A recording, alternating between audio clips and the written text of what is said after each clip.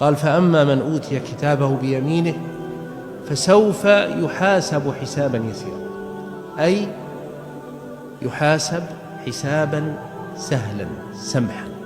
ما هو هذا الحساب؟ فسره النبي صلى الله عليه وسلم بأنه يؤتى بالمؤمن فيستره ربه.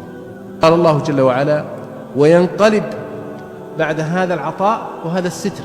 أوتي كتابه بيمينه وستر عليه ربه فلم يفضحه بذنبه بين الخلائق، ينقلب إلى أهله مسرورا، يرجع فرح، ويقول في الآية الأخرى في سورة الحاقة: هاؤم اقرأوا كتابي انظروا ماذا جعل الله لي من الخير، ماذا كتب الله لي من الحسنات، ماذا أعد الله لي من الجزاء. يقولها بصوت مرتفع: هاؤم اقرأوا كتابي إني ظننت أني ملاق حسابي.